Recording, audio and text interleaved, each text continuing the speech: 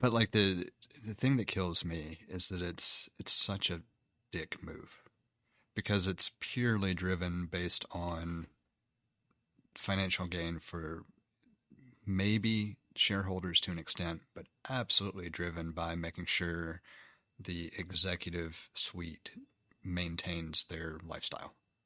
That's it. Oh, and they're sucking Wall Street's cock. So I have this ongoing disagreement, maybe, or just whenever I see there are certain things I see, and I'll make the comment, there are no ethical billionaires, and sometimes Becca she'll argue with me, but this is not like she's not in a place of she's not defending billionaires, but she's just sort of like, I don't think you're necessarily right about that statement. I think that, should I describe more to make that clearer about the difference between what she's arguing versus what? No, I know what I can. Yeah, because I could. So if we were to go back to my general roots of playing devil's advocate for fun, it would be easy enough for me to make that argument in a somewhat compelling nature as well. The problem is that it requires a lack of tracing that back to its source. So, and what I mean by that is you could make the comment that there are no ethical billionaires, and you could technically, viewed through the perspective of this one person and what they have done, maybe that's true. But how that wealth was acquired in order to make them a billionaire, that's where the argument falls flat. So I like to use Bill Gates as an example because he's certainly doing quite a bit of good stuff with his money. Like we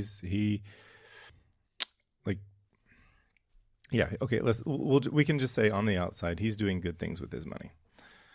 But I don't want to erroneously shout orphan crushing machine, but we're in orphan crushing machine territory, because could he be doing more? When you have that much money, can you be doing more? And when I say be doing more, I don't mean necessarily taking more of his money and investing in or funding more philanthropic activities, but I'm thinking more along the lines of, how much are you doing to change the system that gave you what you have? Because right now, in one sense, and I imagine this might be a part of your devil's advocate argument, is that, well, the system didn't prevent billionaires from acting, or people from acting unethically, which led them to becoming billionaires. So that's one thing. And then point being is, I like to use Bill Gates because the things that I can point out that I know that he did that were not ethical were done to his peers who were also at the time at least millionaires. Stealing from Apple, who stole from Xerox PARC. I feel okay being like, okay, he feels like the least problematic one, where I can say, but he's still unethical. Like, he did unethical things to get to where he is. Yeah, I'm okay with that argument. And then it also, I could even say, all right, well, I'm a part of that system that creates unethical things, and the fact that I am not in poverty, I'm not in the bottom 50% of earners. It's still it's still because of an unethical system. Yeah, I'm okay with that argument too. Yeah, so that's basically where I've landed. But I don't know that there's a single. So it's like, I can't remember that we did come up with somebody who may have not done anything. I think it might have been LeBron James that I came across. He didn't do anything unethical to become a billionaire, but he's still part of the system, just like I am. And I think that's kind of where it landed on the last time we discussed it. I could see that. So the argument that we're kind of swapping positions for a moment. The argument that I would use, though, is that the acquisition of wealth is, by and large, in and of itself, the acquisition of something else for purposes of personal gain. I mean, that's just kind of straightforward. It's why else would you accumulate wealth? But that means it is not serving others and therefore blurs the line between whether it's ethical or not. Yeah, so then it comes down to then I start thinking of it was like what would and well, just so we don't, yeah, go ahead. The one other thing that makes this a difficult conversation to have is that ethics rely on self-imposed decisions about what's ethical and unethical, as opposed to what's right or wrong. And we've had, variations of this conversation plenty of times. Yeah. So you could very easily state that if they adhered to their code of ethics, they were never unethical. Yeah, I think the problem is that maybe no ethical billionaires meant no moral billionaires. And, because, I can, despite having as many conversations with you about it and usually being on the wrong side of, or many times being on the wrong side of that argument, I still use ethics and ethical and moral interchangeably more than I should. I think most people do. That's a pretty pretty common verbal. So issue. If you're pointing it out, then I say maybe no moral billionaires, just so that it's less of a moving target. But is it really? Because the argument then becomes, what if morality is socially regulated? Because morals vary from one society to another, then what's moral and what's immoral? Well, I think within our society, I think you could say it's immoral. Maybe. So, I mean, I guess, and again, you ask the question, what makes it moral? It's like, what do we define as moral? And maybe we are so far removed from what the actual problems are as a society that we've never considered, is it moral to have that much money? Like, truly considered it. I know that there are a number of things that have been done to prevent it, because, I think it was 50 years ago, there was, the earning gap between the average worker or the mean worker or median worker. I'm sorry, I finally, all right, anyway, between your average worker and your highest paid worker has grown hundreds of % over the last 50 years, to the extent that I think it was in the 70s or 80s that they put out the Forbes started putting out a list of like the highest paid CEOs. And the whole point of it was they thought it would embarrass them so that they wouldn't earn so much, so that they would reduce their pay. And it did the exact opposite, or this is how it's been related to me. I haven't fact checked this, but it was like, the idea was that it was meant to show them, oh, shame on you for doing this. And then it turned into a competition. And from there, CEO pay have skyrocketed. It wouldn't. Well, let's take two pieces of that. So it wouldn't surprise me if that is factual. It also wouldn't surprise me if it was embellished a little bit. Yeah, I could see that being factual, but it doesn't matter that it's factual. Yeah. It's the trend of CEOs being paid exorbitantly more than their average worker. That gap continues to grow. Right. And I wasn't meaning the argument about whether it was factual or not from there. It was more the original intent behind the list. Right. But the more interesting question is the positing whether or not billionaires should even exist, because I have very strong opinions there. Do tell. I don't remember where I first heard it. It is not my original idea, but when I heard it, it made plenty of sense, and I think it should be 100% the way it's imposed. There should be a cap. Once you accumulate the equivalent of $1 billion in wealth, every dollar you make after that goes to public needs. Yeah, it doesn't. Yeah, it's like it gets taxed, but it has to go to education. Jesus Christ. Right. Or land conservation. Like it doesn't have to be earmarked for one specific thing, but it has to be, everything over that has to be 100% be used for the betterment of people. How about not even $1 billion? You can only have 999 million. You cannot have a third You cannot have a third comma. I mean, when you're talking about a difference of $1, I don't know that it matters. But I could. I feel like it matters mentally because I'm sorry. I'm just referencing in my head, or I guess this is coming from the show Silicon Valley. I don't know if you've watched that. I mean, I've seen some episodes, but not really. No. Yeah. Anyway, a billionaire investor gets pissed off because his stocks, the stock market had a slump and some of his stocks went down, and so he spends the whole episode obsessed with the fact that he lost the third comma. It's pretty funny. But I do find a lot of merit in the argument that you as an individual, even leaving behind wealth for future generations, have no reason to ever have more than $1 billion in your lifetime. And I agree. And if you want to just stop working and not contribute to society so that you don't continue to earn, that's your choice. It would get you out of the way so other people could, there's that aspect to it. There's also the aspect to it that after you get to that point, why would you quit working? You never drop further, as long as you're continuing to earn. So maybe back off and don't work as hard and hustle. Maybe your decisions are not motivated by greed anymore, because you can't get additional money for yourself. So there are a lot of benefits from that standpoint of if you just cap what somebody can have.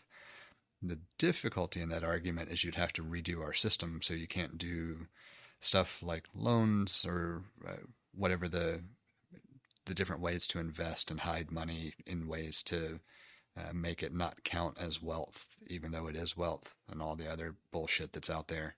The big one we saw was with Musk. And when to buy Twitter, he said he valued whatever his stock holdings were and said, "Here's my collateral." But then he used that for collateral to buy Twitter, but it's not something that can be taxed. Right.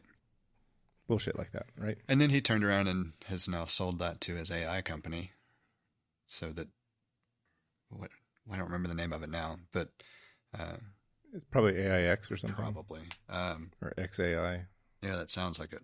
It might actually be XAI, but I think it is XAI. I know it's one of those. All that kind of stuff. Just no. It doesn't matter whether you count that or not. If you want to count that as part of your wealth, then that's fine. You can have a maximum of $1 billion, and all the rest of it gets siphoned off and goes to something else. But that's not America, man. That's not free. That's the one argument that I really dislike. Because tell me when you were actually last free. Yeah, when somebody brings up that argument, let's start talking about how if we're the freest country in the world, then why do we incarcerate more people per capita than any other country on bullshit reasons? Like people are in, we do that, it's also, and I'm stumbling over my words. It's also disproportionately higher to marginalized groups of people in our country, people of color. So let's fix the other free things before you give me some bullshit about billionaires. And I think the thing that irritates me most when you start getting into those arguments as well is how many people that are not billionaires will defend billionaires in that scenario. I've never met a billionaire, and I've heard many people defend billionaires, and that's kind of the point. Is like we'll pit the plebes against each other by giving them certain things to galvanize around that just don't even matter and we don't care about. That way, we're over here and in our ivory towers doing whatever the hell we want, fucking off to space. I wish they would go to space and stay. Yeah, I know. That's a different argument, though. I mean, it's the whole reason nobody felt so bad about the people who got crushed in a submarine that was not not structurally sound. There was not a lot of sympathy for them for this reason. It's why Luigi Mangione is a folk hero. But I did see recently that I think it's the state of California that is passing a law that's in his name that will prevent insurance providers from denying and delaying coverage. That's interesting. Yeah, I'll see if I can find the link real quick, and we can have just a real-time conversation about it, or maybe it's just maybe that's all that there is to say about it right now, since there's I don't know that I would have a lot of detail on it, but I do find it interesting, especially if his name is attached to it.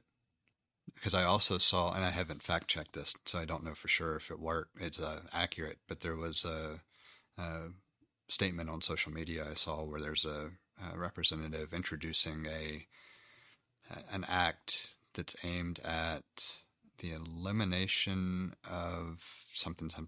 I don't remember all the details, but it basically targeting Doge and the way they've come in and done things, and the acronym works out to be the Elon Musk Act. Oh, nice.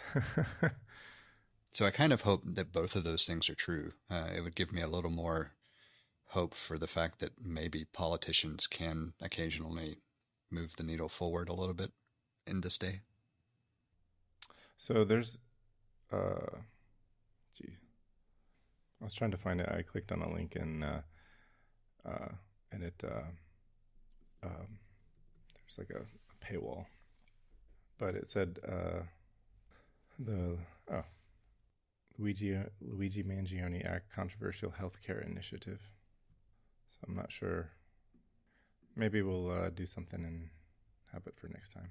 So while you were looking, I decided to check and see, and apparently this is accurate. I see a press release from U.S. Representative Mark Pocan of Wisconsin. It says he is to introduce Elon Musk Act to ban federal government contracts for special government employees, similar to bans for members of Congress and many other federal employees. The legislation would be the Eliminate Looting of Our Nation by Mitigating Unethical State Kleptocracy Act. That's a move in the right direction. Yeah.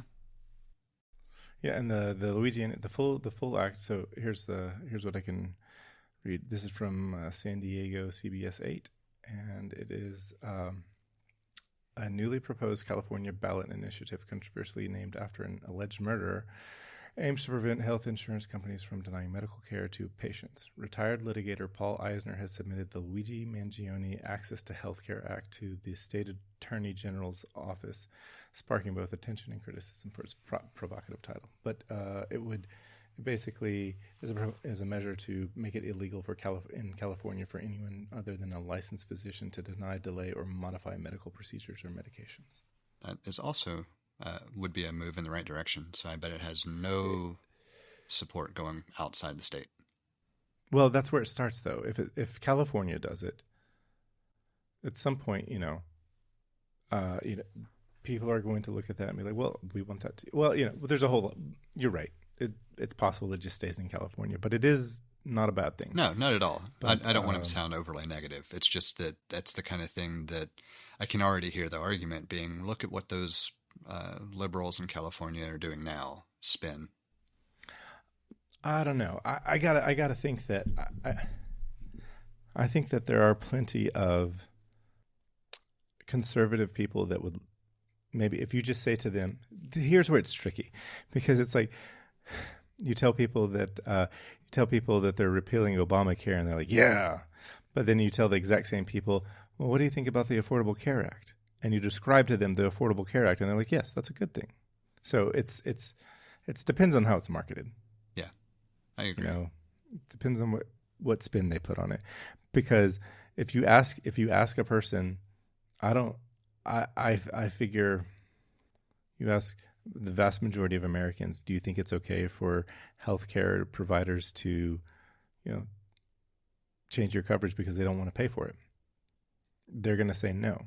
And if you say to them, if your doctor says we shouldn't do this, I'm fairly confident you say yes. And if you think your doctor's wrong, you get a second opinion and see what they say.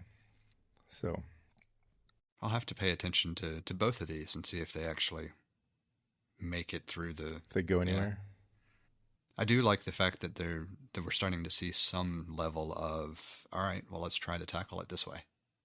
Well, and I think like you said last time, Trump has beat the record for the lowest approval rating in the first 100 days that he set his first 100 days. And, I keep seeing things where, more and more people that were supporting him are taking a step back. I certainly hope that's accurate. I have this nagging. So this is the Gen X in me through and through. I'll preface it with that. Because I got my hopes up that decency would win in the last election, actually felt some sort of positive feeling about a group of politicians for a change, and got burned, quote unquote.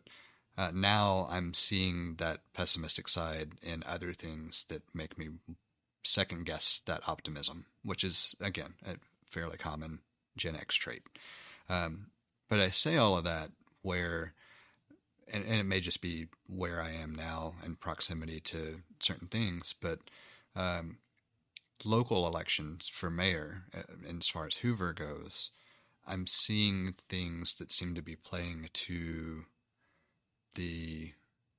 what I would call not really the Trump playbook or the MAGA playbook, but that seem to be trying to play on that emotion, almost like riding those coattails, in a way that's not being blatant. I don't know how to really describe it, and I don't know how much of that is me reading too much into the candidates' marketing campaigns, and how much of it is just my mind making a leap that is because there's a similarity in some things that isn't really there.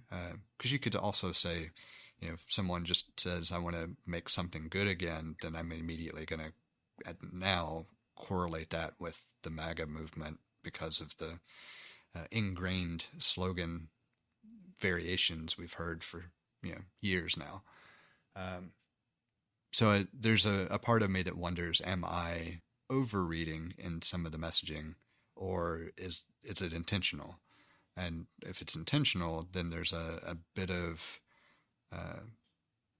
concern that that's still a prevalent mindset. That's kind of where I was going with it.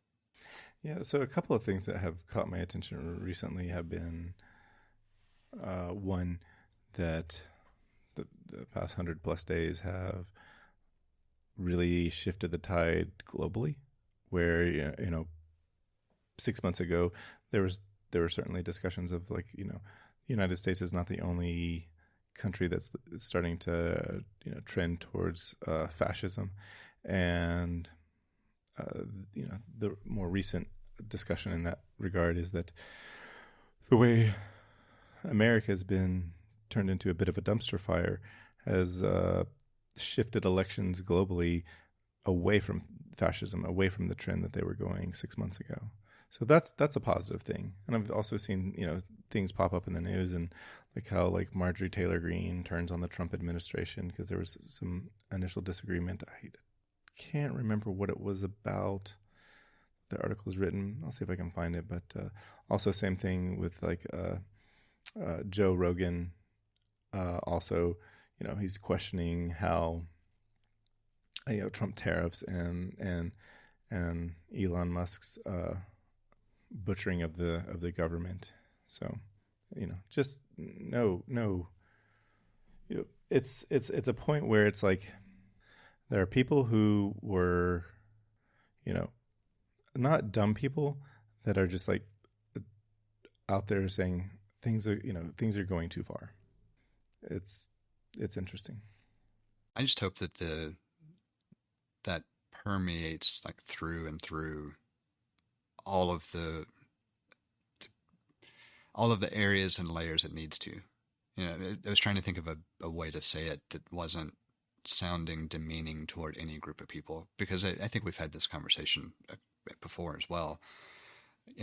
My go-to thought in my head is to consider someone who is still defending the administration some level of mentally incapacitated. And again, trying to find a nice way to say it. I don't know if that's any nicer.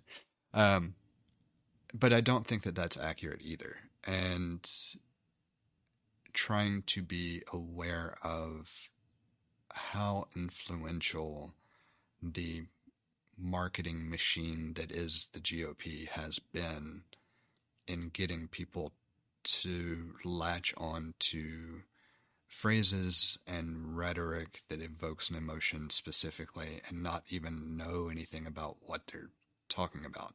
Because I don't think the vast majority of Americans are so unintelligent that if you were to sit down and explain to them the way these particular actions will affect them, that they would still be supportive, assuming that they actually listened. You know, the problem... Or accept what you're saying is true. Right. The problem is that most of them are just going to hold on to the same talking points and throw back at you without any rationalization, or rationalization may not be the right word, without any support. Or the support being, well, X group told me, you know. Right. Because they're over there, but like, oh, that's fake news. I mean, that's the turnaround, or the retort. The thing, I don't know that I got a lot of. I had a thing to say, but I don't remember what it is, and so I don't know that I have a lot to say now. Oh, yeah, I remember what it is. I'm hoping these are not just today's hot takes, and then and folks get back to business as usual. I hope this is the beginning or evidence of actual change and people actually wanting or realizing that this kind of lunacy is bad for everybody. I hope so, but I think I have a yardstick that will never hold up to measurement that I'm going to hold like this state to for seeing when progress is made. As long as we continue to elect people like Tuberville to office, there's no hope for Alabama.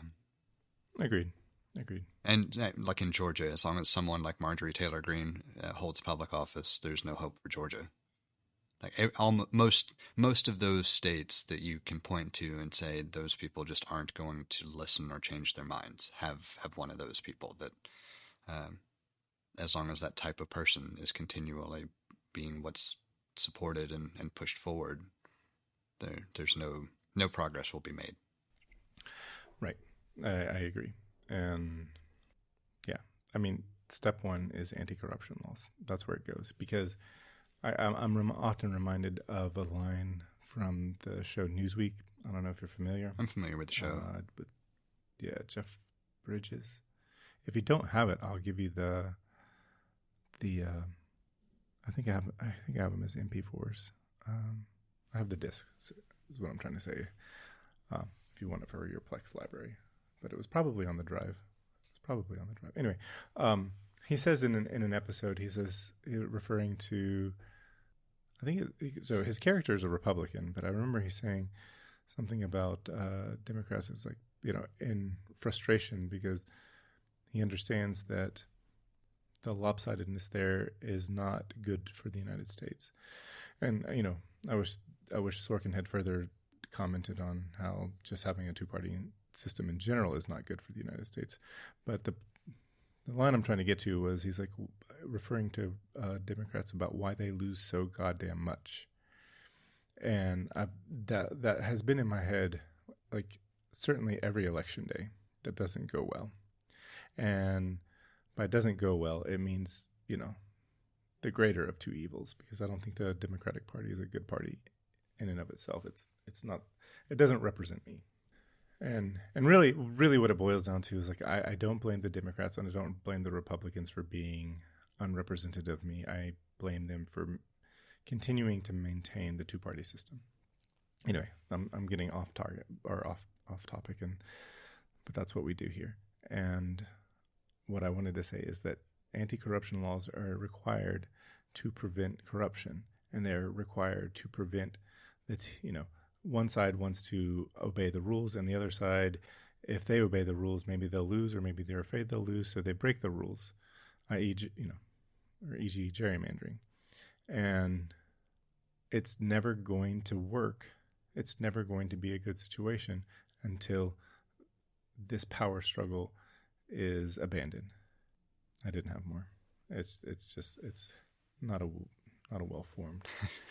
And I think the problem is I don't have a good follow up for it either. And I do have the show, by the way. Okay. You said Newsweek, not Newsroom.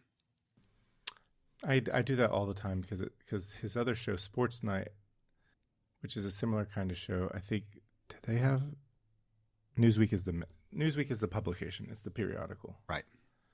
And a Newsroom is the show that I was referring to. And I think the name of the show in the show is News Night. And then there was a show called Sports Night, which was about a sports broadcast, like an or like a sports center, like sports broadcast from the late 90s. I'm sure you could continue that train as well, because it reminds me of a deleted scene from okay, yeah, talking about a train like that. It's like a deleted scene from Kiss Kiss Bang Bang, where do you know which one I'm talking about?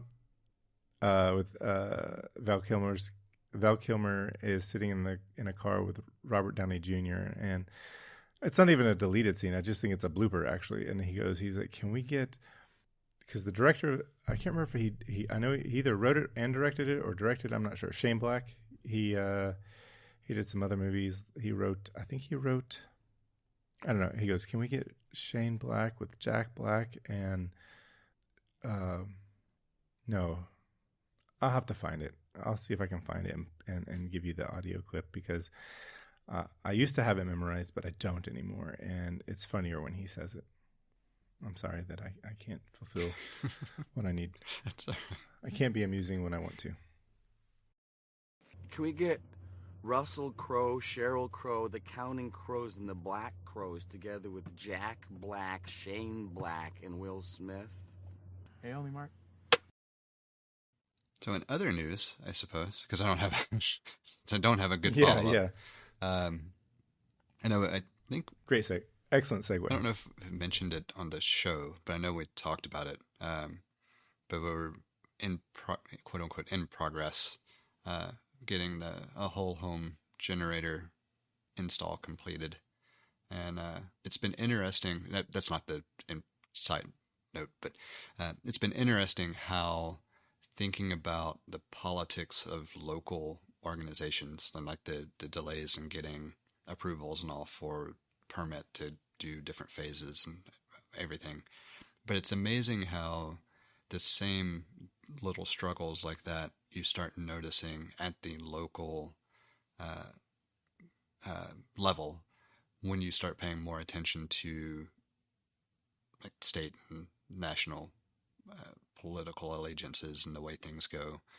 Because in that process, I was also looking at some of the other local initiatives that have either made headlines or have been talked about. Nothing overly big, but one that caught my eye was interesting because it was a House bill, I think, that the person who brought it to the floor was lamenting the fact that the filibuster probably killed it. And this is at the state level. And the bill's stupid. It's another one of the typical let's target, you can't talk about something in education bullshit that happens in deep red states. So I was glad that it got tanked in whatever fashion. But it was fascinating just again to think about how there are little pockets of resistance even in the deep red states that you don't really know or pay attention to if you don't happen to be involved in those news circles. And I wouldn't have found that particular thing if I hadn't been doing a little bit of reading on local politics because of the other things like I had mentioned earlier. How much am I maybe reading into messaging that's not meant to be that way. So I don't know. I don't know that I have any more optimistic of an outlook on anything. I think it's kind of difficult for me to have that optimism when we're talking about anything in politics. But it is nice to have the reminder that there are other things happening as some level of resistance against we'll call it crazy. I want to say other things, but we'll call it crazy. Yeah, it's a tumultuous time. And even to the extent it's like, even though I was born here and one of my parents was born here and their parents were born here and their parents were born here, and that's about as far back as I can reliably go. I did have one parent that wasn't born here, and it does give me, it has made me think. I was like, maybe I should stay in the country for the next 4 years. Yeah, And I mean, I would like to say that it would be fine, but I would just be, we don't know. yeah. I mean, I don't even know if I would have a problem, and both of my parents and multiple generations Right. back have been, Yeah. But if you want to go back far enough, there's an immigrant. Well, you go back far enough for every single person. Right. And Yeah. and then on one side of the family, you go back only a couple of generations, and there's a Native American. And while that's not necessarily a part of any official like U.S. data, how if there's a certain amount of I don't remember how they call it. If it's close enough generationally, you can register in order to be granted some perks based on that affiliation. And so, like, even though there's nothing there for me, if someone wanted to dig, they could. And would that be a problem? I mean, we certainly have attempted to destroy the Native Americans enough times. It wouldn't surprise me. Yeah. I don't know. I don't know. You read it. I read a story where, apologies on the details. It might have been a university professor, but she and both of her parents were born in the United States. I don't know how far back her family immigrated, but close enough. And it's just like she doesn't know any other country as far as for her home. The United States is her home, and she was targeted, and she's been walking around with her passport just to be sure. There was another one story I read this. I'll say this just so that it's not unclear, but there was a white man who, I think he's from Alabama. I think he's either from Alabama or Texas. I can't remember. And his girlfriend is from Canada, who is a white woman. And she was going to meet him in Texas, and they were going to go to Arizona to watch the Suns play the Nuggets. I think the guy's favorite team was, his favorite player was, I don't know his last name, Steph. Or is that his last name? I don't know. Steph Curry? Yes, thank you, Steph Curry. So the plan was they were going to go, he got tickets for his birthday some months ago. He and his girlfriend were going to go watch them, and then they were going to go and do a thru hike of the Arizona Trail. Well, she heads here like you normally would with plenty of time, and she got to the United States and couldn't get into the country. She had to turn around and fly back, and I think it was like a whole day. She was just interrogated, and maybe it was like a connecting flight that she missed. I don't know those particular details, but the TSA was incredibly rude to her. Customs was incredibly rude to her, and was not. They had no reasonable cause, and ended up sending her back and told her that she was going to be treated with the same lack of respect with the Canadian customs agents, and that she should be ready to be checked again and so forth. And they, she goes back to the Canadian customs agents, and they were just like, they checked nothing. They're like, we've been having this problem all day.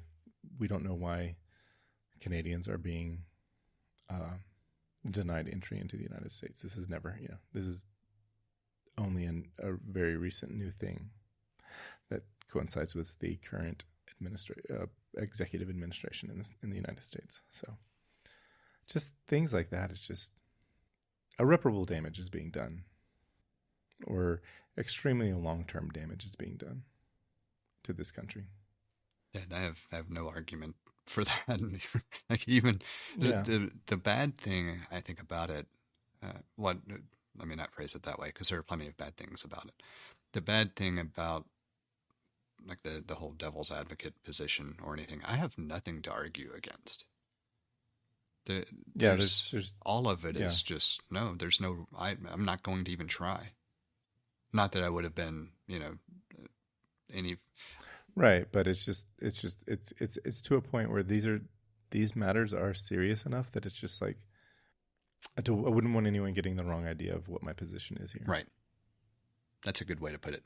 I see, every so often. The thing about it is that this is I know there are different values in play here, and if you say to someone, do you think that we should, if there's something that we're doing that is if we're hurting ourselves, should we stop? I think everybody's going to say yes to that. But then we say, well, here's the thing that's hurting us, not understanding or how do I want to say this? Not demoting or stifling diversity instead of promoting diversity. Well, we can say that's hurting us, and people will argue, no, that doesn't hurt us. That's what we want. And I'm not sure where I'm going with this, but it's just that people are making decisions without the right information. There's a concept in their mind. They believe it to be true, and they don't know it to be true. In their heads, they know it to be true because they don't understand the difference between knowing and believing. And if you don't have information that supports what you believe, then how can you know what it is? And then if you're not willing to accept more information that might change or modify what it was that we thought, then how will you be able to accept that it's true? It's like, I've seen some things recently. It's like, why is there so much more ADHD? Well, because we classify it differently. And we screen for it earlier. We screen for it. Yes, we do. And, there was a point in time where it didn't even have a name. It's just like, I don't know, that person's got well, there's a point in time where it doesn't even show up, because when you're a hunter-gatherer, there's not really anything that really maybe helps you understand that that's a thing. It's kind of like, it's like, well, cancer's on the rise since we discovered cancer. No, cancer existed before we discovered cancer. We just didn't know it was cancer. I'm confident that people got cancer 6,000 years ago. They just didn't know it. We have a number of different ways set up for you to get in touch with us to provide feedback, ask questions, or just comment in about something we've discussed. You can hit us up on Twitter or Instagram at untitled_hosts, or shoot an email over to untitled.hosts@gmail.com. Or get in touch directly with Jesse at jthart.com, or get in touch with me, John, via telepathy.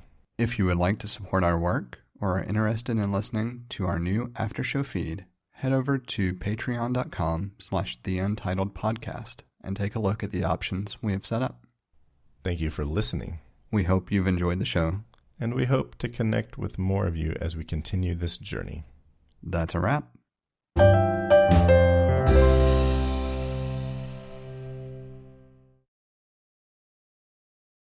Have you guys ever been in so much trouble you had to win the presidency?